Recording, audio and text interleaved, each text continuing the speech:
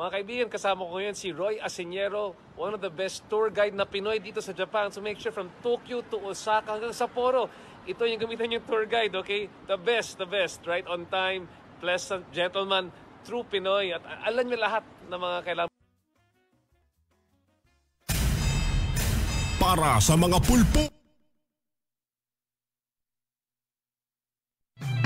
Mula sa top-rated music station ng Dekada 80, ang WBL. Tuloy na naglilingkod sa inyo sa pamamagitan ng magaganda at piling-piling programa. Mula Lunes hanggang Linggo, aaliwin kayo ng aming kilalang mga komentarista at public service program. Ito lamang sa himpilan ng DWBL. Tumatalakay sa maiinit na isyu ng bayan. Bumabatikos, bumabanat. Walang takot na nagsisiwalat sa maling gawain ng mga taong gobyerno. Nagseserbisyo publiko. Pakinggan para hindi maging mangmang sa nangyayari sa lipunan. Lunes hanggang Biyernes, alas 10 hanggang alas 11 ng gabi sa DWBL 1242. Lapid Fire ni Percy Lapid. Totoong balita, katotohanang komentaryo. Lapid Fire. Magandang umaga. Congratulations. Tagahanga mo kami. Hindi mo lang nakukuha. Matagal na kami nakikinig sa'yo. Kasi magandang programa mo. Bukod sa mayroong tinatalakay na tama sa bayan, mayroong humor. At saka bilib ako sa'yo. Kasi minsan parang nagagalit yung babae sa'yo. Pero hindi mo pinatulang, cool ka lang. Ang ganda ka. Tinan mo ka ako yung si Percy ka. Magaling talaga. Talagang kaka ko. Maganda ka makiharap sa tao. Congratulations. Babati lang ako sa'yo at more power. Keep it up.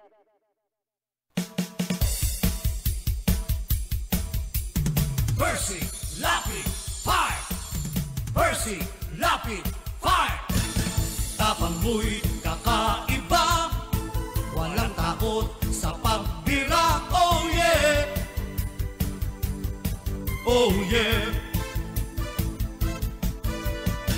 Kapag mayroong anomalya, ibubulgar na talaga. Oh yeah! Oh yeah! Mga kurap sa gobyerno, ibibisto ng walang preno. Maging ikaw man ay politiko, artista man o kahit sino, pasasabugin ang baho mo. Sa Lapid Fire walang sinisino. Percy Lapid Fire!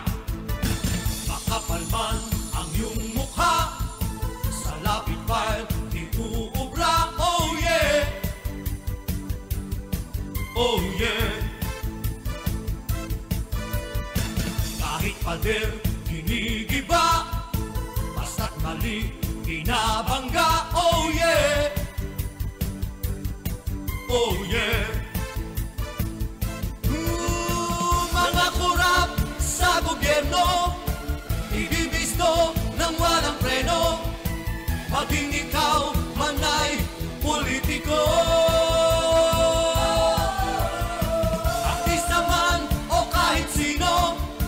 pasasabugin ang baho mo. Sa Lapid Fire walang sinisino. Percy Lapid Fire! Percy Lapid Fire! Percy Lapid Fire! Percy Lapid Fire! Percy Lapid Fire! Percy! Ang balitang ito ay hatid sa inyo ng Hataw. Number 1 sa balita, basta tabloid. Hataw!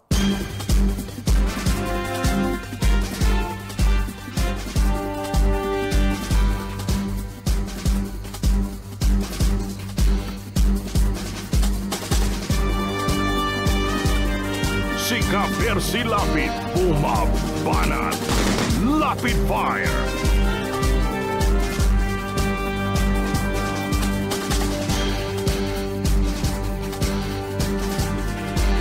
Magandang gabi po mga kaibigan. Muli pong sumasa inyo ang palatuntunang Lapid Fire na inyo pong napapakinggan Lunes hanggang Biyernes pagsapit po ng alas 10 ng gabi hanggang alas 11 ng gabi dito po sa himpilang DWBL 1242 sa inyong mga talapihitan. Muli po tayong tatalakay ng mga paksa na ating pag-uusapan ngayong gabi. At siyempre po sa bayan na papanood ang ating live stream sa FB. Sa gawing kanan, meron po tayong chatroom. Maaari po mag-type ng inyong mga reaksyon na ating pong babasahin sa kabuuan ng ating pagtatanghal. Samantala, dito po naman sa ating himpilan, maaari kayong tumawag at mag-text para po sa inyong mga reaksyon sa numerong 0915-707-0625. Para sa mga pulpul, para sa mga abusado, arogante, walang kwentang nilalang, nagtatago sa titulong public servant, empleyado ng gobyerno o politiko at kahit sino ka pa, yan ang tunog na lalatay sa'yo. Walang sisinuhin, walang sasantuhin, basta't tiwali, gigisahin ni Percy Lapid. Si Percy Lapid, dito sa Lapid Fire. Lapid Fire. Percy Lapid, matapag na sandigan ng mamamayan, pader na di kayang gibain ni naman kahit mga ulupong sa pamahalaan. Lapid Fire! Lapid Fire! Lapid Fire!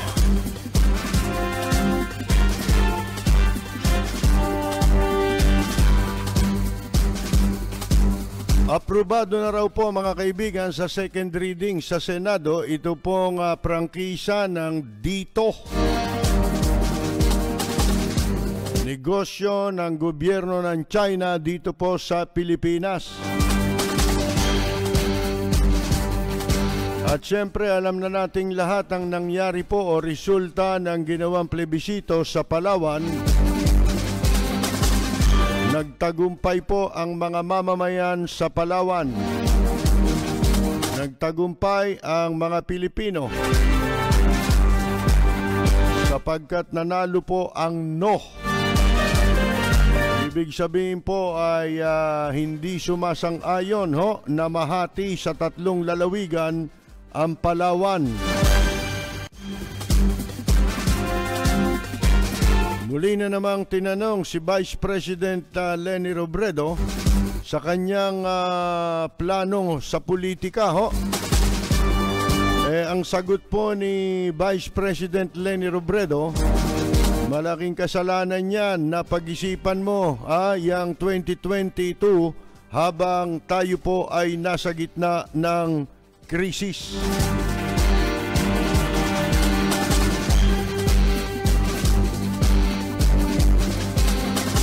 Iniimbestigahan daw ng Malacanang itong PTB, mga kaibigan, yung himpilan na walang nanonood. Dahil po sa social media post na gumamit po ng Duterte Palpak hashtag. Totoo naman eh. Ang problema, sila na. Yan ang nangyayari, ano po? Sila na mismo ang gumagawa sa sarili nila.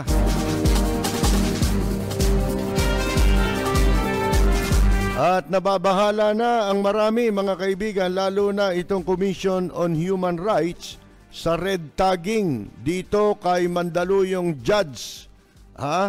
O sa isang Mandaluyong judge na nagpalaya sa journalist at yung mga unionista.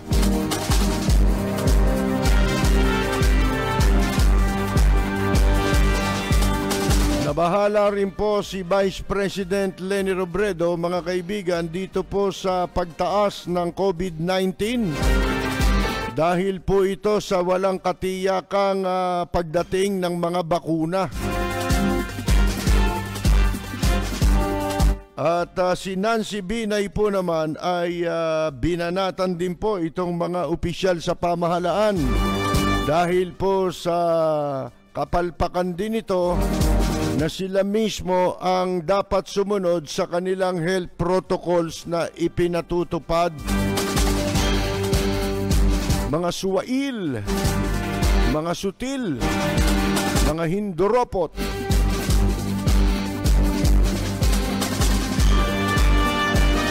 At masama ang balita, ha? Wala na namang mga Pilipino makakauwi maliban sa mga OFW na pabalik dito sa bansa at yung mga sinasabing na dislocate na mga kababayan natin doon sa iba't ibang bansa. Mula po yan March 20 hanggang April 19. Akalain ninyo dito sa Pilipinas, hindi alam kung kailan po lalaki bilang o tataas ang bilang ng mga nababakunahan, habang sa Israel po, libre na bakunahan doon ang dami palang Pilipino ron. Mahigit na po sa 30,000 Pilipino na kababayan natin sa bansang Israel ang nabakunahan, mga kaibigan.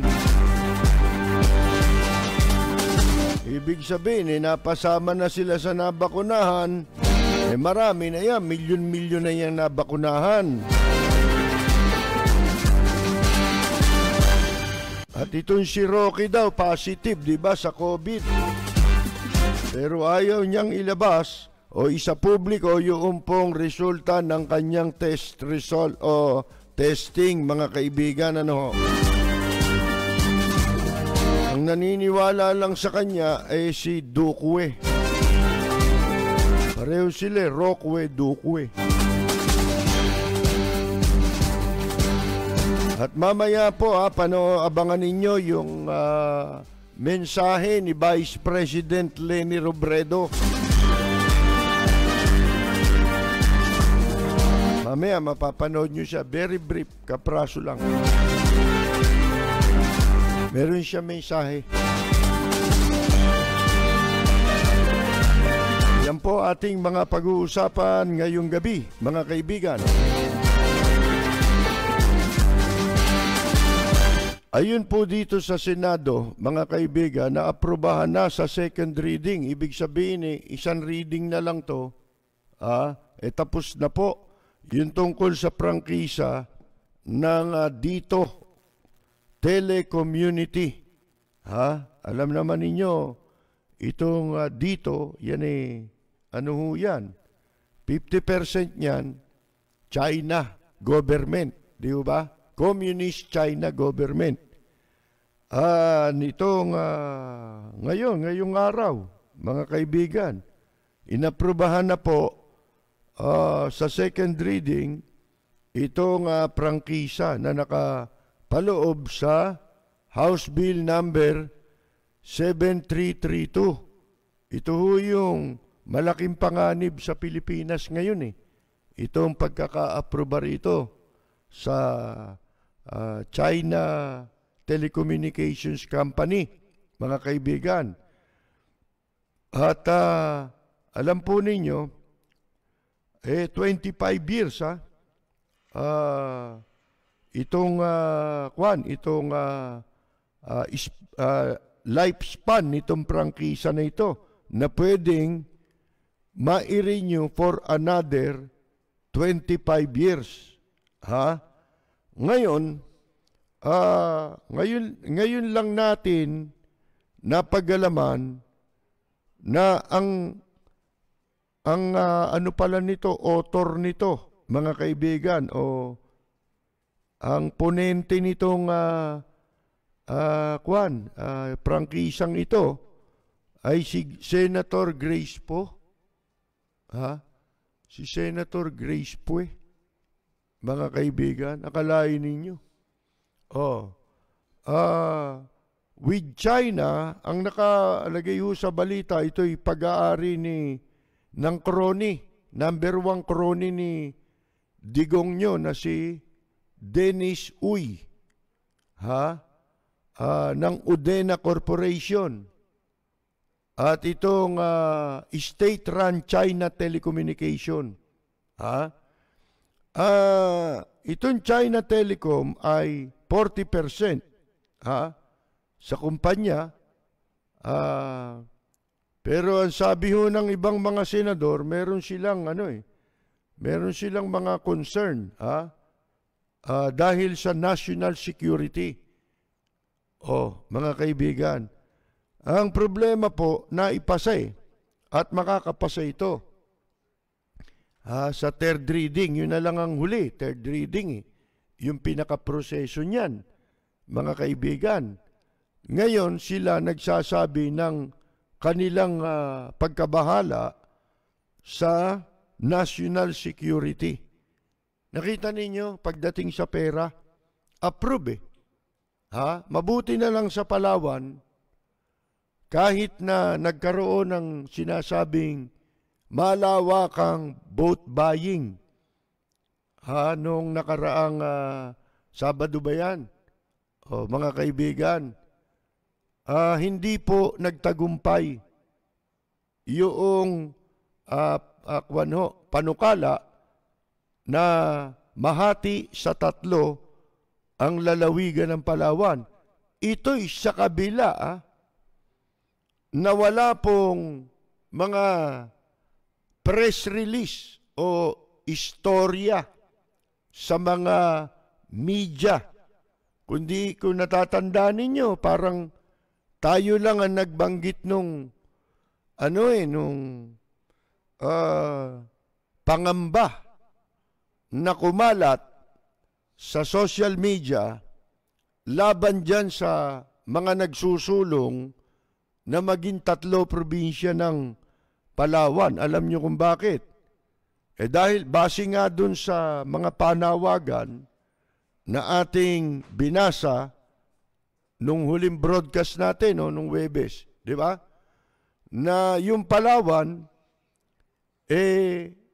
yung pong easternmost, yung pinakadulo ng east at pinakadulo ng west. Siyempre, parehong kanyan, dagat, di ba? Yung mga coastal, natin doon, yung mga, yung coastal areas niyan, mga kaibigan, halos nabili na po ng incheck. At alam naman ninyo, malapit yan sa West Philippine Sea. Hindi ba? Kaya napakadali na masakop ng bansang China ang Pilipinas. Diyan sana magsisimula kung nagtagumpay. Yung pong isinusulong na kawalangyaan na hatiin sa 3 yung lalawigan ng Palawan. Mamaya, babanggitin natin ang ilang kadahilanan kung bakit nagkaroon ng panukalang yan. At isipin ninyo, pinagkagastusan yan. Kasi nagplebisito tayo. Di ba? At saka siyempre, kumampanya yan. At nung bago ang eleksyon, ang napabalitang pinakawalang pera dyan 2,000 kada botante ang suhol para bumoto ng yes o pabor sa paghati ng Palawan na parang piitsapay, hinati sa 3. So, mamaya, para malaman nyo rin ang kadahilanan ng mga walang hiyang politiko kung bakit yan po ay naisulong nila. Sipin mo, kung nagkataon magiging 3 ang Palawan at masasako pa ng inchik yan. Di ba, mga kaibigan? So, balikan natin itong telecom. Kasi itong telecom, ito ang isa sa pinakamapanganib ngayon na ginawa ng mga taksil sa bayan dito sa Pilipinas. Hindi baling magkaroon ng kompetisyon. Wala namang problema ron sa competition sa telecommunications para umayos yung pong serbisyo. Kasi kapag ka monopolize ang anumang negosyo, katulad ng lalo na telecommunications business. Unang-una, labag ito sa saligang batas natin sapagkat ang mga dayuhan ay hindi po pinapayagan sa batas na magmay-ari ng mga negosyo na may kinalaman sa communications. Mga kaibigan, nasa batas po yan. At ito ngang, yun ang, paanong naaprobahan ito, di sa makatwid Walang iya din itong mga nasa Senado, mga kaibigan. Alam mong batas yan in the first place Ngayon, pinalilitaw dito na yung kumpanya ng China, 40%. Hindi lang naman yun ang batas Batas yan 40%, yung 60-40 na paghahati. Halimbawa, dayuhan, magninegosyo sa Pilipinas. Ang dayuhan ay hanggang 40% lamang ang pwede niyang ipuhunan sa negosyo. At ang 60% ay sa Pilipino. Hindi lang naman yun ang batas Sabihin na nating totoo yan, kahit hindi. Mga kaibigan, tanggapin muna natin. Kunyari, totoo yang 40% lang yung China telecom dyan. At ang 60% ay ito ng crony na si Dennis Uy. Nabalita natin, may mga kaso ito sa Europe.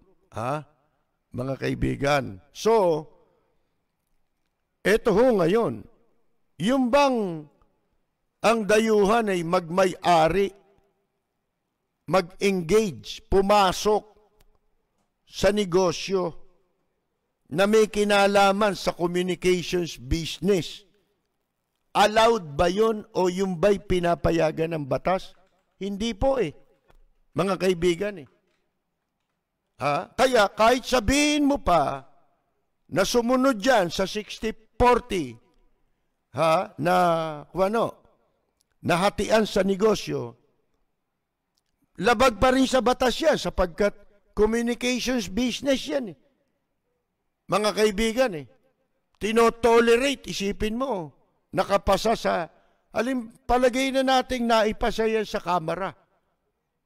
Kasi, lintikan dami ng linta dyan Ang daming pera nitong Dennis Uy Mga kaibigan yan ang may hawak ng kwarta na ninanakaw yata ngayon sa gobyerno Diyan na pupunta Inininegosyo para pagdating ng araw,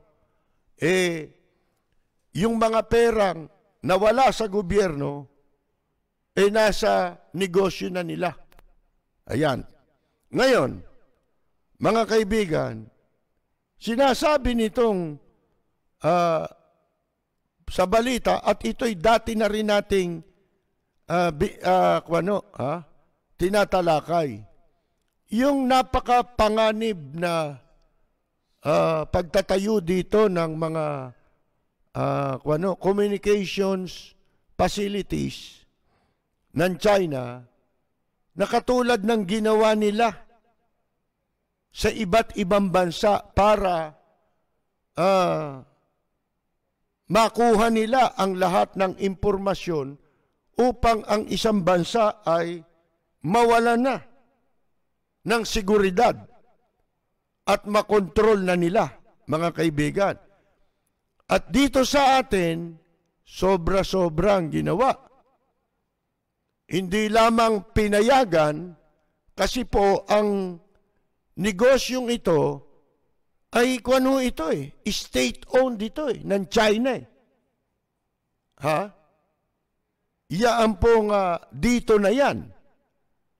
Yang kumpanya, ang pangalan ay Dito. Yan po'y negosyo ng bansang China yan Hindi ba kaya nga pinalayas yung mga communications, telecommunications business nila sa Canada, sa Amerika. Hindi ba yung ano yun? Yung negosyo nilang cellphone, kunyari cellphone, pero ang talagang pangunahin, isabutahe.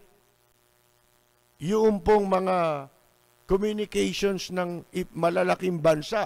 Kaya nangyari itong gulo ngayon sa mundo eh. Nadala-dala nitong China eh. Walang gustong sakupin ang buong mundo eh. Ngayon, eto na ang problema. Dito sa atin, sa kabila na yan eh, nangyari sa Amerika. Nakuha lahat ang impormasyon nila. Sa Canada, kung di ako nagkakamali. Abay, akalain ninyo dito sa atin ay pinapasok ng Armed Forces of the Philippines at ng National Defense na maitayo ang kanilang mga communications equipment o facilities sa loob mismo ng kampo ng ating militar. Paano tayong ipagtatanggol niyan? Hindi ba? Paano tayong ipagtatanggol ng armed forces? Dapat siya armed forces na yata yan eh. Paano nila tayong ipagtatanggol sa Communist China? Na pinayagan nilang magtayo dyan mismo sa mga kampo. Ang tanong ay magkano? Mga kaibigan, kapalit ng kaligtasan ng mga mamamayang Pilipino at ng bansang Pilipinas. Gayong tayo, merong usapin sa pangangamkam ng China sa mga teritoryo ng Pilipinas. Hindi ho ba, mga kaibigan? Ang daming issue nalabag sa batas. Hindi ba? Bakit pa tayo nagkaroon ng batas na katulad nung malimit nating binabanggit na ang mga media, ayon na rin sa naging desisyon ng Korte Suprema, ang mamamayan at ang media ay may karapatan sa, ito hindi batas, kundi desisyon ito ng Korte Suprema na ating idinulog ng mga komentarista sa radyo noong 1986. Mga kaibigan, kauupo lang ni Presidente Cory Aquino noon. Idinulog namin yan sa Korte Suprema yung pagkuha ng dokumento sa pamahalaan, ahensya ng pamahalaan, para magamit namin, nabasihan namin sa tamang pagbabalita. Di ba? Sa tamang paghatid ng impormasyon. Na tinanggihan kami ng GSIS at that time, kaya dumulog kami sa Korte Suprema upang hilingin na utusan ng hukuman ng Korte Suprema ang GSIS na ilabas, bigyan kami ng kopya ng hinihingi naming dokumento. At paulit-ulit na natin itong nababanggit na yung hinihingi namin dokumento ay listahan ng mga opposition nung panahon ni Pangulong Marcos. Itong mga opposition na ito ay mga miyembro ng Batasang Pambansa, mga assembleman na oposisyon na walang kamalay-malay si Tita Cory na bumaliktad na ito mga ito kapalit ng utang sa GSIS. Ngayon, doon sa desisyon ng Korte Suprema, hindi lamang niliwanag ng Korte ang hangganan. Hanggang saan ba pwedeng makakuha ng dokumento ang publiko? At in-emphasize doon na lalo na ang media. Sa anumang tanggapan ng gobyerno, pati na yung mga government-owned and controlled corporations.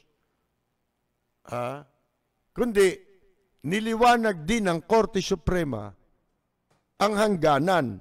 Asan ang hangganan? Lahat yan, pwede mo makuha yan. Sabi ng Korte Suprema. Dapat magkaroon ng karapatan ang publiko, lalo na, sabi nila, ang media, sapagkat yan ay kailangan nila sa pagtupad nila ng kanilang tungkulin. Ano yung tungkulin? Yun nga yung makapaghatid ka ng impormasyon at balita na meron kang pinagbabasihan lagi, di ba? Sa ibinabalita mo at pinalalaganap mo na impormasyon. Ngayon, asan ang hangganan? Ang hangganan ng kalayaang yun, mga kaibigan, na ikinararangal ko, na tayo ay naging bahagi niyan.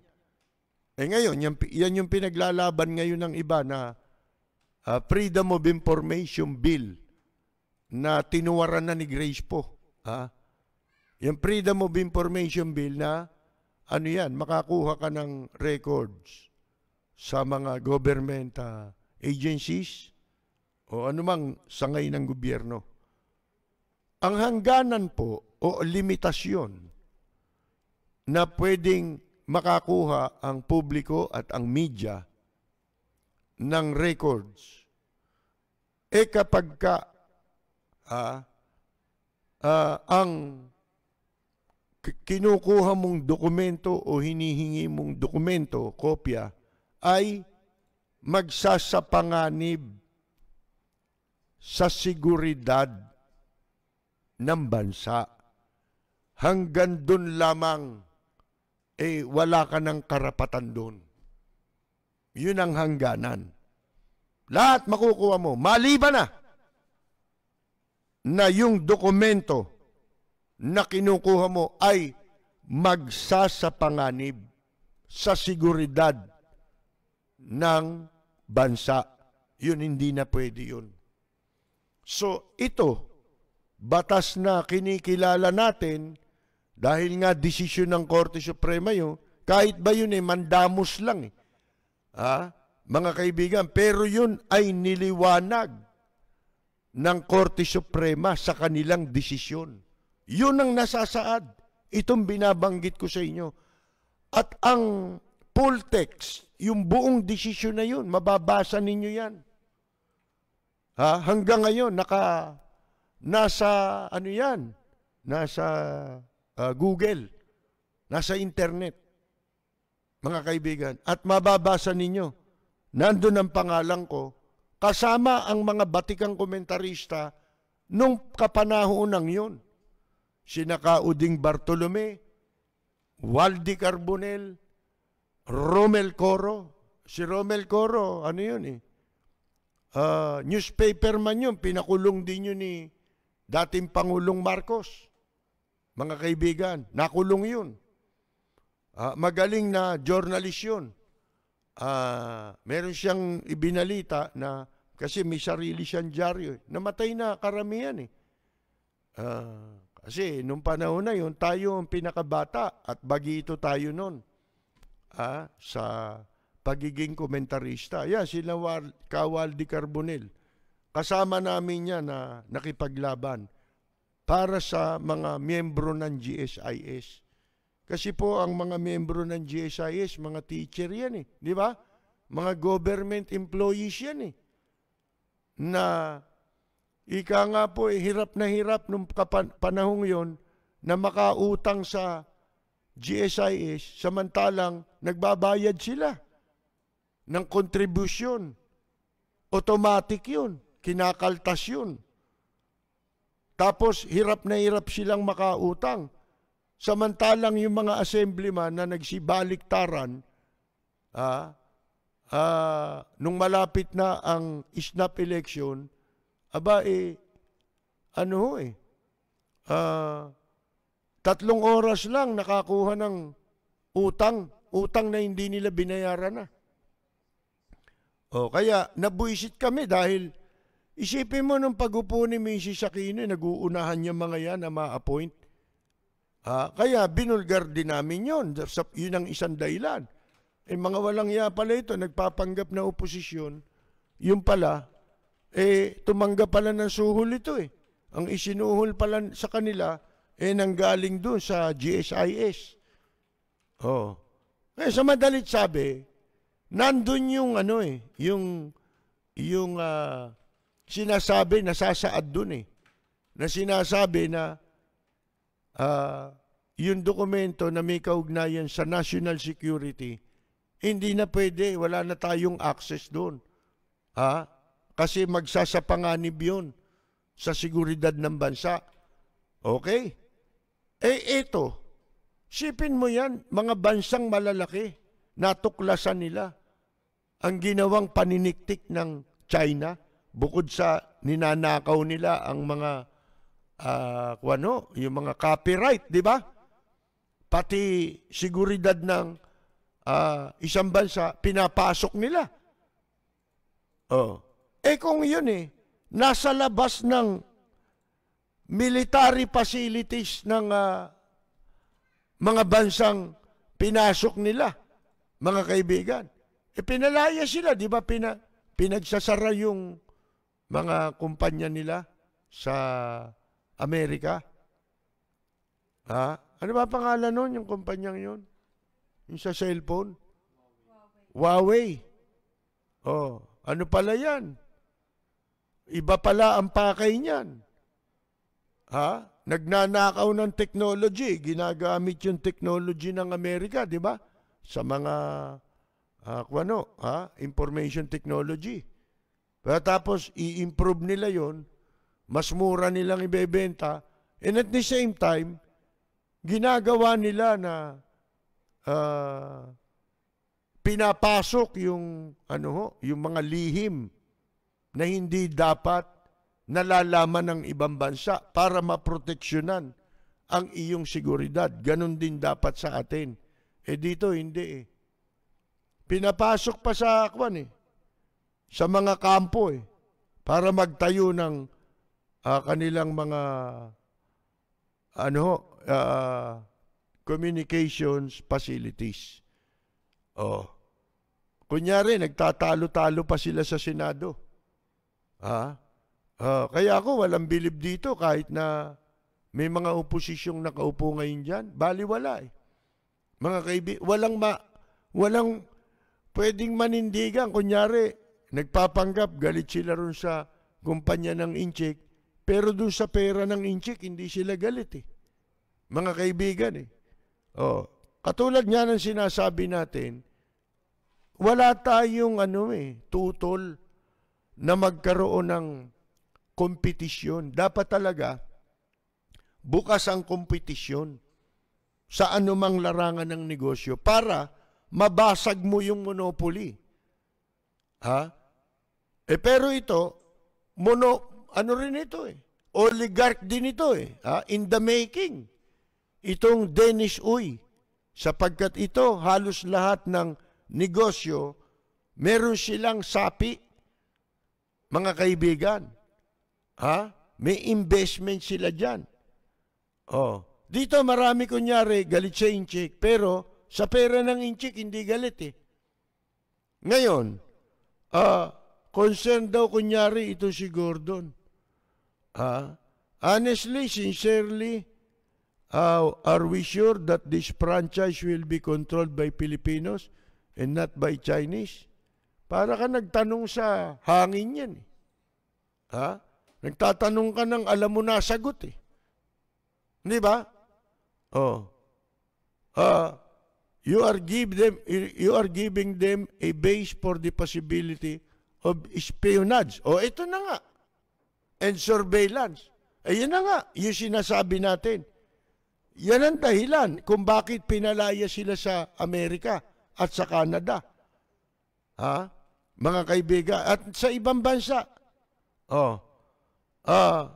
Ang sponsor nito, ang ninang sa Senado pala nito ay si Grace po. Dahil siya ang chairperson ng Senate Public Service Panel. At ang assurance lang ni Grace po, doon sa kung ito ba ay walang hindi mag-i-espiya lang dito sa atin at magsusurveillance, maniniktik, mga kaibigan, yung posibilidad. Hindi posibilidad yun. 100.1% yun, gagawin yun. Lalo na't alam nila, nabibili ang opisyal ng gobyerno rito. May tag price yan, mga kaibigan. At kaya naman ito ginagawa nila Grace po, alangan naman libre yan, Grace po. Alangan naman naglilingkod ka sa Pilipinas niyang ginagawa mong yan. Di ba? Sa pag-sponsor mo, at pag-aproba ninyo dyan sa prangkisa ng Incheck. Gayong tayo, merong usapin dyan Dapat wala mo nang anumang produkto, negosyo, ang papasukin mo rito. Pati ang mga Incheck, di mo dapat papasukin muna rito hanggang hindi naririsolba. Yang ginagawa nilang pananakop, pangangamkam, pagnanakaw sa mga teritoryo at kayamanan, natural resources ng ating bansa. Lalo na, yung langis na pinag-iinitan nila dyan.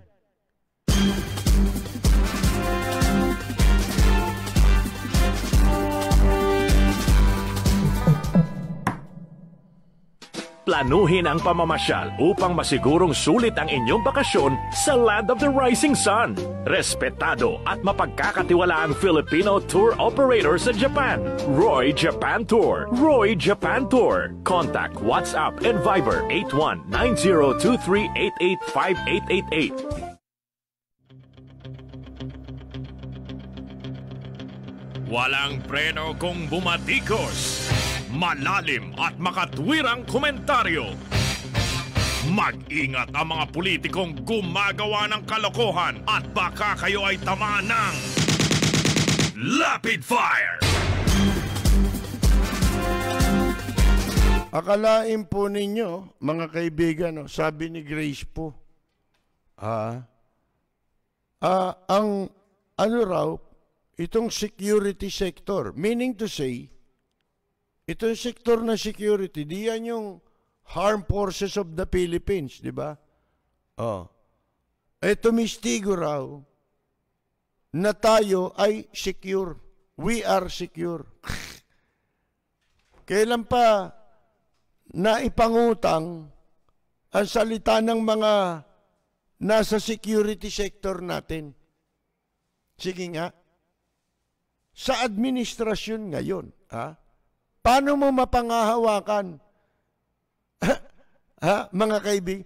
Wala nga itong ginawa itong armed forces sa kasalukuyang administrasyon para ipakitang sila ay handang gampanan ang kanilang mga pananagutan at tungkulin sa batas at sa bansang Pilipinas para nila proteksyonan tayo at ang ating bansa.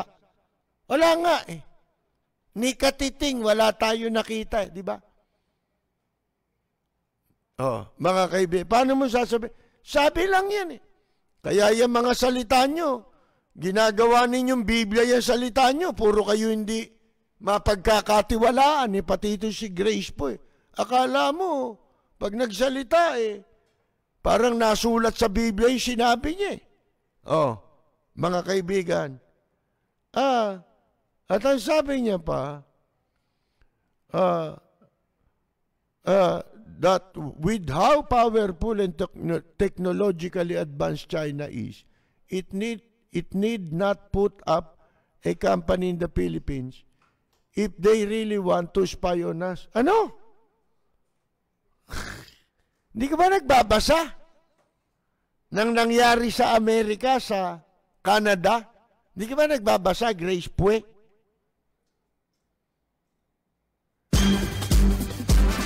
Buti na lang, di rin nanalo ito no? Ako tatapatin ko kayo. Mas mabuti-buti pang nanalo noon ha. Si Binay. Di ba? Kasi alam mo na Ang gusto lang kung ano di ba? Oh, mabuti-buti pa yun Kaysa diyan kay Grace po, dami naloko nito. Sayang ang boto. Siguro kung di ko mandidato ito, nanalo siguro si Mar Rojas, di ba? Oh.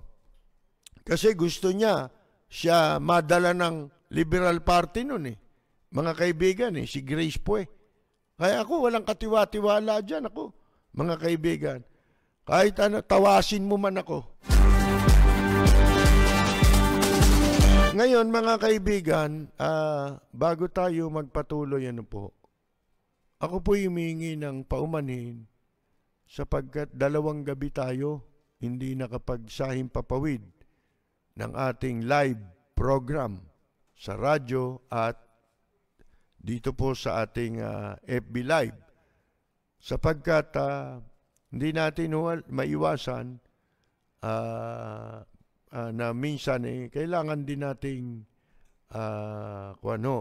umattend sa ating personal na mga pampamilyang pagtitipon.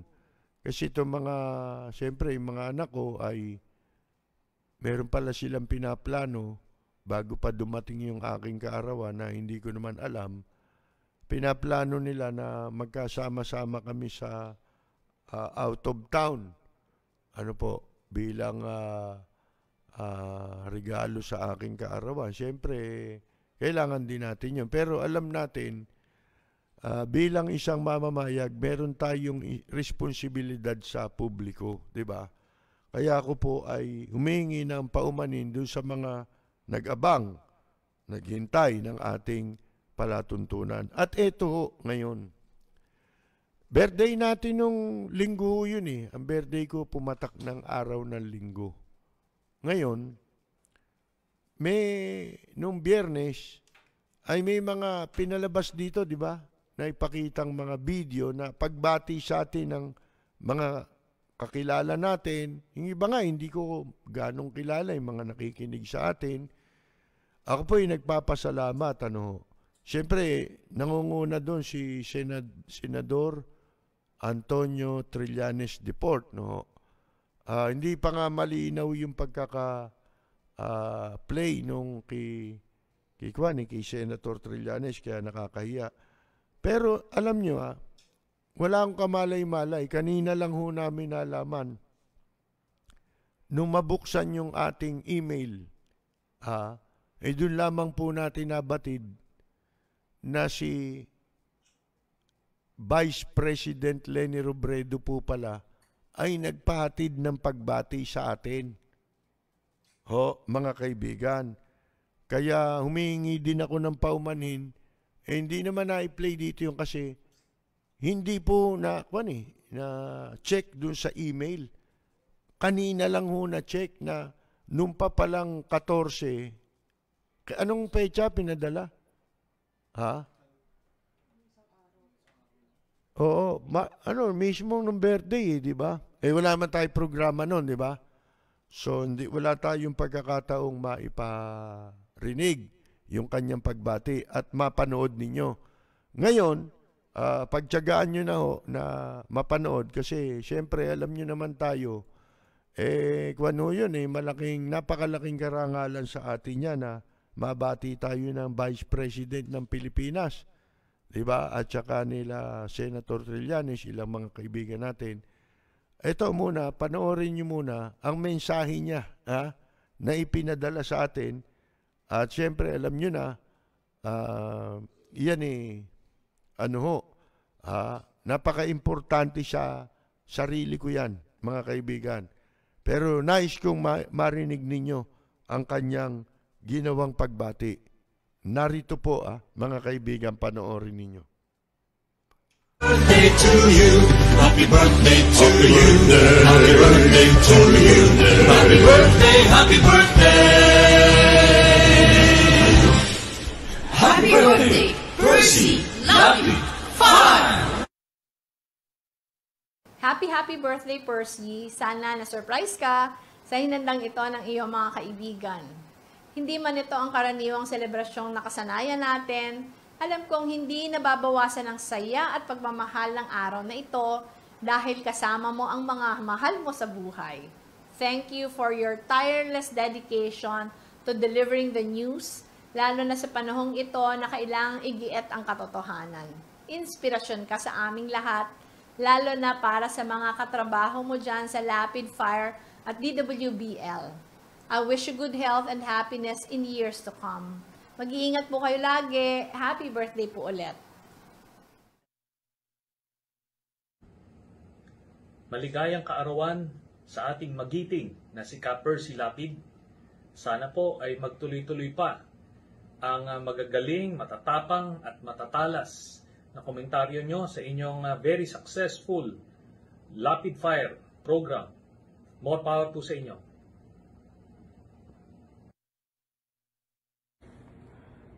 Magandang gabi, Ka Percy, at sa lahat ng iyong mga viewers at followers sa Lapid Fire.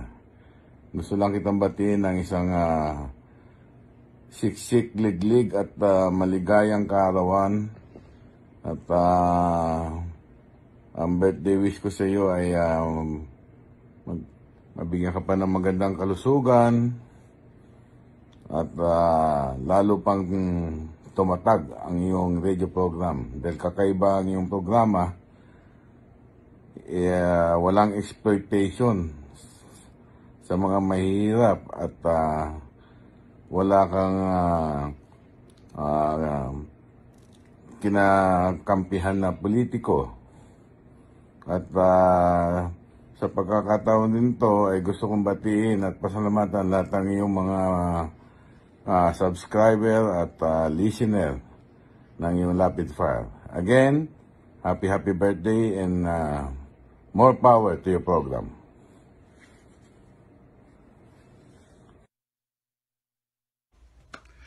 Ka Percy, happy birthday sa'yo. Alam mo bro, saludo ako sa'yo. Pinaglalaban mo ang katotohanan at ine-expose mo ang katiwalian. Approve yan. Kaya kaming mga friends mo dito, we continuously pray for your good health, for your happiness, safety, and protection. Siyempre kasama na dyan pamilya mo and your very close friends. Well, enjoy your day. It's your very special day. Happy birthday to you. Keep safe. Pre, wishing you a happy birthday. More birthdays to come. Good health as always. God bless you. Birthday to you.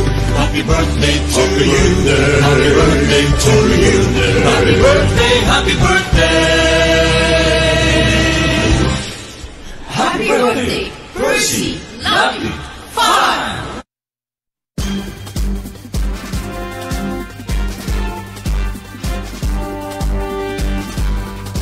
Si Ka Percy Lapid, bumabanat. Lapid Fire. Ayun po mga kaibigan, maraming salamat po sa ating minamahal na Vice Presidente Leni Robredo, mga kaibigan, kay Senador Trinidad,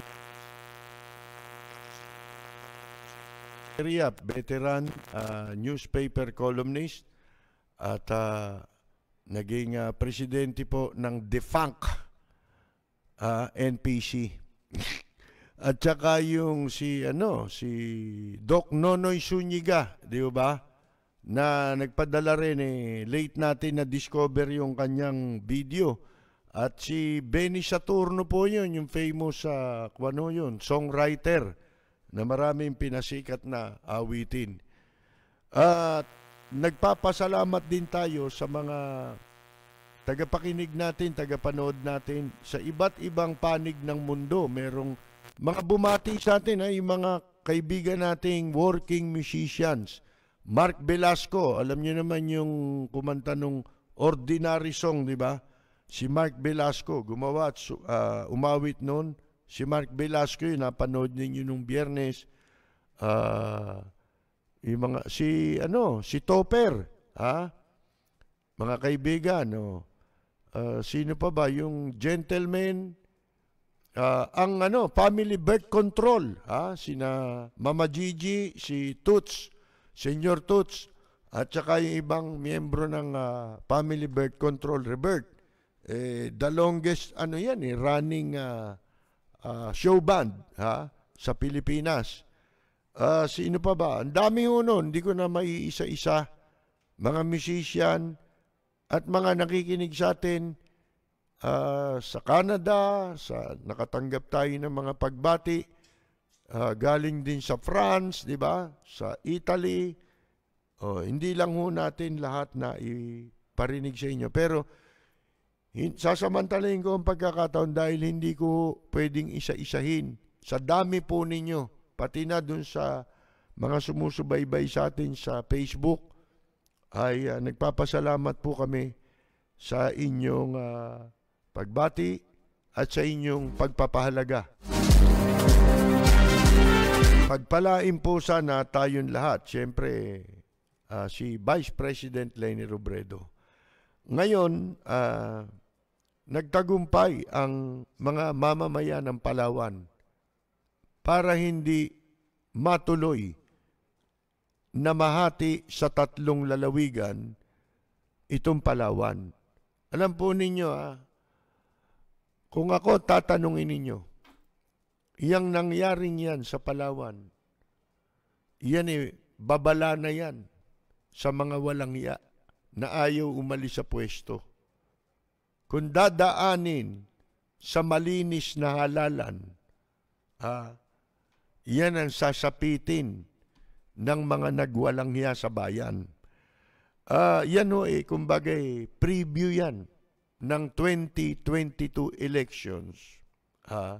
Kung hindi nila wawalang hiyain ang eleksyon para maigiit ang kanilang sarili sa poder ng kapangyarihan. Nagsalita ang mga taga-Palawan. Kahit walang duminig sa panawagan, kundi tayo, di ba? Sa social media lang ang ginamit nila. Pero, mga kaibigan, nakita ninyo ang pagkakaisa ng taong bayan. Sabi ko nga sa inyo, ang naging issue sa Palawan ay China. China invasion. Yan din ang magiging issue sa 2022 elections. Next year, mga kaibigan, kung magkakaroon tayo ng eleksyon. China. Boto ng mga Pilipino ang nagtagumpay. Bagamat naka 100,000 mahigit pa rin yung bumoto ng yes. Kasi namili. Kita ninyo yung mga taksil sa bayan na ayaw manindigan. Ngayon, itatanong ninyo sa akin, ano ba ang naging dahilan bukod sa inchik? Kung bakit ipinanukala na mahati sa 3 lalawigan ang Palawan. Yan po ay ating babalikan. Mga kaibigan, sa ikalawang bahagi ng ating palatuntunan, magpapaalam lang po muna tayo sa mga nakikinig sa atin sa DWBL 12:42 sa inyong mga talapitan. Alas 10 po tayo hanggang alas 10 ng gabi hanggang alas 11 ng gabi po tayo napapakinggan Lunes hanggang Biyernes. Huwag po kayong aalis, magbabalik ang Lapid Fire sapagkat tayo po ay hanggang alas 12 ng ating gabi sa ating pong FB Live. Talakay sa na isyu ng bayan. Bumabatikos, bumabanat, walang takot na nagsisiwalat sa maling gawain ng mga taong gobyerno. Nagseserbisyo publiko. Pakinggan para hindi maging mangmang sa nangyayari sa lipunan. Lunes hanggang Biyernes, alas 10 hanggang alas 11 ng gabi sa DWBL 1242. Lapid Fire ni Percy Lapid. Totoong balita, katotohanang komentaryo. Lapid Fire. Mula sa top-rated music station ng dekada 80, ang WBL patuloy na naglilingkod sa inyo sa pamamagitan ng magaganda at piling-piling programa. Mula Lunes hanggang Linggo, aaliwin kayo ng aming kilalang mga komentarista at public service program. Ito lamang sa himpilan ng DWBL.